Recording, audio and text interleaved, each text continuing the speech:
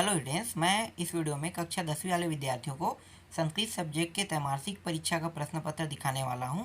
और इस प्रश्न पत्र से कौन कौन से प्रश्न आपको देखने को मिलेगा ये मैं आपको इस वीडियो में बताने वाला हूं।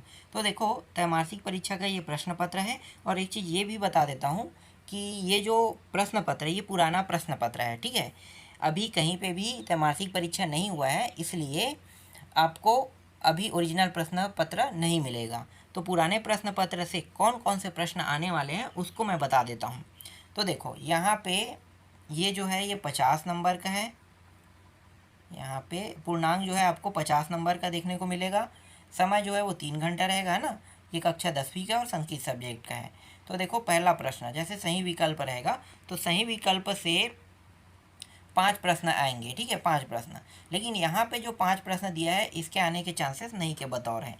यहाँ से एक आध प्रश्न आ सकता है, पर आपको इनको देखना ही नहीं है, ठीक है। जो बुक में रहेगा उससे पढ़ लेना, ठीक।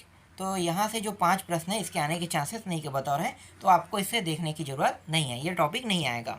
आगे देखो, इसके बाद खंड ख दिया हुआ है ना, संधि विग्रह। अभी संधि विग्रह नहीं आएगा। संधि विग्रह जो है वो अर्धवार्षिक परीक्षा में आता है। तो अर्धवार्षिक परीक्षा में संधि विग्रह आएगा। अभी सिर्फ क्या देखने को मिलेगा आपको, और हाँ, ये जो दूसरा टॉपिक जो दिया है ये भी आपको अभी देखने को नहीं मिलेगा।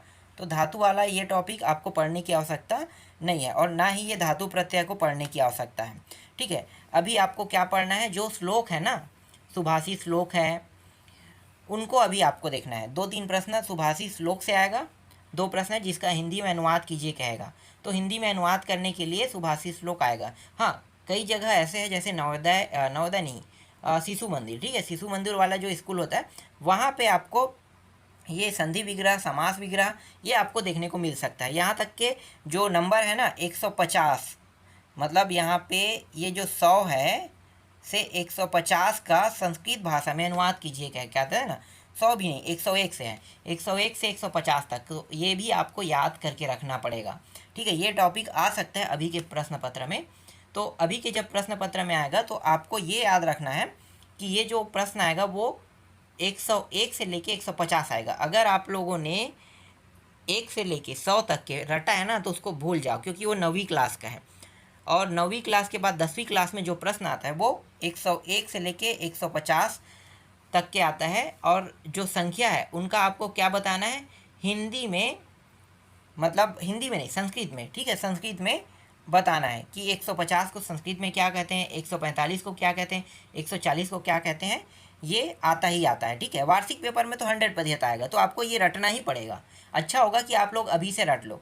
अभी त्रैमासिक परीक्षा इसमें आपको भले देखने को न मिले, लेकिन अर्धवार्षिक पेपर में आपको देखने को मिलेगा। और कई स्कूलों में, जैसे कि मैंने अभी बताया ना शिशु मंदिर वाला, तो शिशु मंदिर में आपको ये टॉपिक देखने को मिलेगा, संधि भी देखने को मिलेगा, समास भी देखने को मिलेगा, धातु रूप से भी प्रश्न आ सकता है वहाँ पे, ठीक है। तो 2 आधार पे मैं बता रहा हूँ, बाकी स्कूलों में नहीं आएगा, लेकिन शिशु मंदिर में ज़रूर आएगा ये टॉपिक। इसके बाद देखो आपको और क्या क्या पढ़ना है। देखो, यहाँ पे ये जो टॉपिक है ये फिक्स है। सुभाषी श्लोक जो है ना, ये वार्षिक पेपर में आता रहता है। 2 सुभाषी श्लोक लिखना है, 5 नंबर का है, तो अभी से रट के रख लो, ठीक है। 3 याद रखना, 3 याद रखना। अगर कोई प्रश्न पत्र में 2 आता है तो मतलब 1 आ जाता है बाय द वे, तो 2 को आप लिख सकते हो ना, क्योंकि 2 लिखना है। और अगर इस प्रश्न पत्र में वो आया है जो आपने याद करके किया है तो आपको कोई नंबर नहीं मिलेगा। तो ये नुकसान आपको देखने को मिलेगा। हाँ, अभी ये त्रैमासिक पेपर में इसके भी आने के चांसेस नहीं के बतौर हैं, सुभाषी श्लोक से नहीं के बतौर। फिर भी मैं कहूँगा कि अभी आप लोग रट के रख लो, ठीक है। रट के रखने के लिए मैं इसलिए कह रहा हूँ क्योंकि आपको आने वाले वक्त में बेनिफिट होगा। इसके बाद आपको ये देखो, ये प्रश्न है, इसको पढ़ने की आवश्यकता नहीं, ये प्रश्न नहीं आएगा एग्जाम में, अभी के त्रैमासिक परीक्षा में नहीं आएगा, ठीक है। ये आ सकता है, इनको देख लेना, ठीक है। ये प्रश्न देख लेना, ये काफ़ी महत्वपूर्ण टॉपिक है, ये वार्षिक पेपर में भी आते रहता है, तो इसको देख लेना, ठीक है। हिंदी में अनुवाद करने वाला ये काफ़ी महत्वपूर्ण टॉपिक है। इसके अलावा देखो, यहाँ पे 2 श्लोक दिया हुआ है, ठीक है, श्लोक भी दिया हुआ है। श्लोक से संबंधित टॉपिकों को हिंदी अनुवाद वाला देख लेना। सुभाषी श्लोक से हमेशा आता है वार्षिक पेपर में। मैं बता दूंगा वार्षिक पेपर में किन किन को पढ़ना है आपको हिंदी अनुवाद के लिए, है ना। और थोड़ा सा पैटर्न तो चेंज हो गया है, तो अलग तरीके से आएगा वो, ठीक। इसके बाद ये प्रश्न भी इम्पोर्टेंट है। देखो, यहाँ पे शुल्क मुक्ति के लिए दिया है, कोई भी कंडीशन में आपको शुल्क मुक्ति का याद नहीं करना है। ना तो ये वार्षिक पेपर में आता है, ना अभी के पेपर में आएगा, और ना ही अर्धवार्षिक में आएगा। आपको याद क्या करना है, और ना ही ये स्थानांतरण का याद करना है। देखो ये आता ही नहीं है, अगर इसको याद करके भी गए ना तो आप फंस गए, क्योंकि वार्षिक पेपर में तो आता ही नहीं है। तो आपको किसका याद करना है, अवकाश का याद करना है, ठीक है। अवकाश का याद करके जाना, तब आपको 4 या 5 नंबर का ये प्रश्न रहेगा, ये मिलेगा। तो अवकाश का याद करके जाना। अवकाश का त्रैमासिक में भी आएगा, अर्धवार्षिक में भी आएगा और वार्षिक में भी आएगा। इसके बाद ये 10वां जो टॉपिक है, इसमें जो निबंध है एकदम वार्षिक पेपर में आने वाला महाकवि कालिदास का है, सदाचार का है, और एक है सुभाषित श्लोक है। तो अभी जो मैंने 3 बताया ना, इन तीनों में से देख लेना भाई। जो भी आपको लगता है समय है तो आप तीनों को याद करना चाहो तो तीनों को याद कर सकते हो, एकदम फिक्स आने वाला प्रश्न है। तो जो प्रश्न अभी आपको देखने को मिलेगा वो मैंने बता दिया किस टाइप के आएगा और किन किन प्रश्नों को पढ़ना है और कैसे पढ़ना है, ये तो आपको पता है, ठीक है। तो एक तो आपका प्रश्न उत्तर रहेगा जो हिंदी में अनुवाद और एक संस्कृत में अनुवाद वाला रहेगा।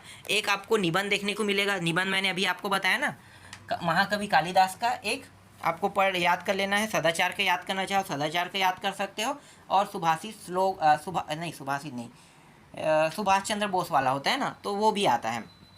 तो 3 आने वाला एकदम फिक्स बता दिया। और अवकाश में आपको क्या देखने को मिलेगा, मतलब जो प्रार्थना पत्र में अवकाश का आपको देखने को मिलेगा।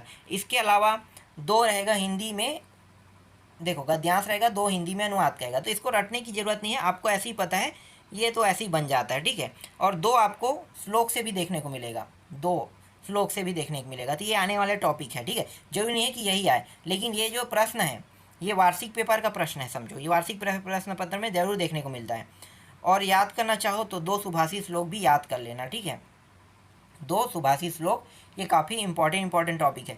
2 सुभाषित श्लोक के अलावा आपको और मैं बता देता हूँ, सुभाषित श्लोक के अलावा 2 आता है, क्या बोलते हैं उसे हम लोग, स्लोगन कहते हैं। स्लोगन 4 आएगा, एक नंबर के 4 आएगा वार्षिक पेपर में। यहाँ पे तो नहीं है लेकिन वार्षिक पेपर में आता है। तो बाय द वे अभी जो पेपर त्रैमासिक का हो रहा है ना, इसमें भी आ सकता है। तो 4 वो देख लेना, 4 श्लोक देख लेना, ठीक है। सिर्फ श्लोक, उसे हम श्लोक कहते हैं, जो एक लाइन का रहता है, सिर्फ एक लाइन का श्लोक रहता है। और सुभाषित, यहाँ पे देखो सुभाषित कहता है, उसको हम कहते हैं आपका जो सुभाषित श्लोक कहते हैं, एक प्रकार के कविता वाला है, ठीक है। जैसे कि ये है, ये देखो, ये सुभाषित श्लोक है, ये सुभाषित श्लोक है, ये कहलाता है सुभाषित श्लोक कहलाता है। और श्लोक जो होता है वो सिर्फ जैसे इतना ही बस रहेगा, तो यही बस क्या होगा, श्लोक। जैसे श्री गणेशाय नमः कहते हैं ना, ये सुभाषित श्लोक नहीं है, ये क्या है, सिर्फ श्लोक है, श्री गणेशाय नमः, ठीक है। लेकिन ये सुभाषित श्लोक है, तो इनको आपको याद करके रखना है।